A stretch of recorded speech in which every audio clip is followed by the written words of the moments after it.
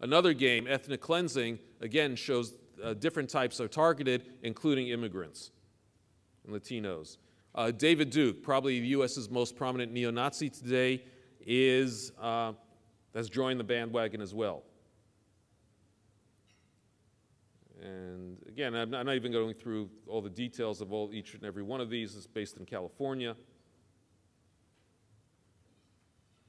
Stop Muslim immigration. Again, you get the sense of it. And here, President Obama is considered to be an illegal alien coming from a non-American citizen coming from Uganda. V. Dare was named after the first white child born in the United States, Virginia Dare. Or born in colonial Virginia, I guess would be better. And so on and so forth.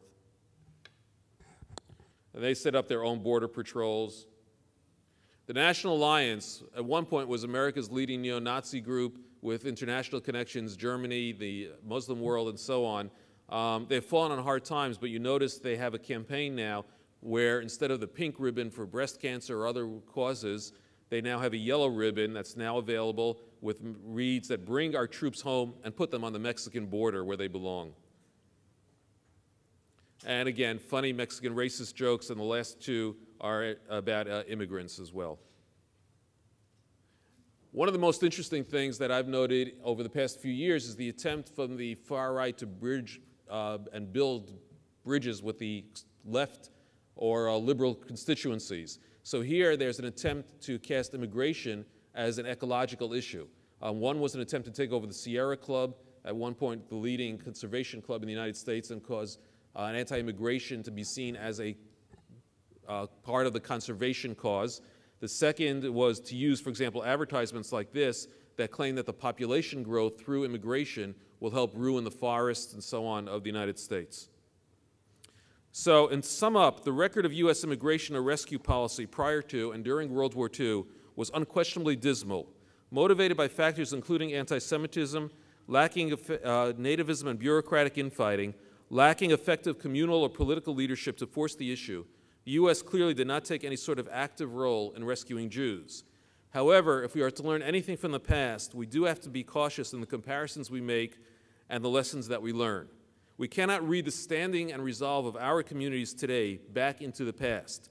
Henry Feingold, again, has pointed out that judging the Jewish response from that period without recognizing that they had a, quote, a difficult, perhaps impossible task to first persuade the American people to change their restrictive immigration policy in the midst of a severe depression and in a period of socially acceptable anti-Semitism, and then during a bloody war for survival to alter wartime priorities to permit the rescue of European Jews.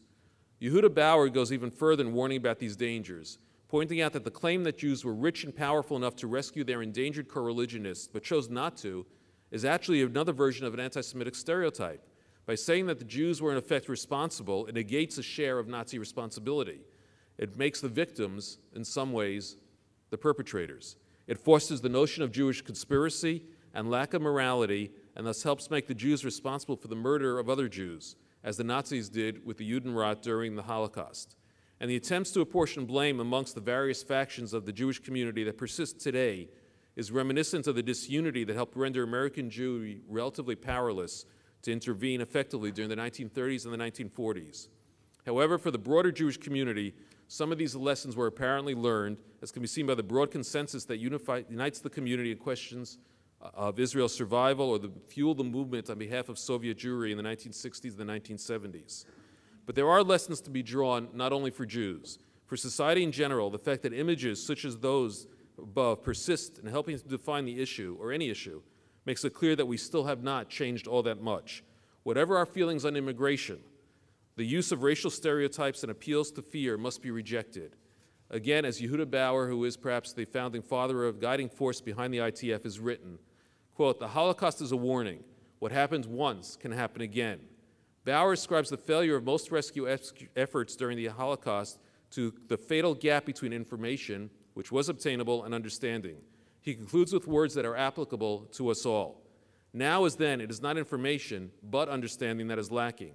Hopefully this conference and all the efforts associated with Canada's joining the ITF will help bridge that fatal gap and create a society that has both information and understanding, and thus the will to enable it to stand strong against both anti-Semitism and intolerance.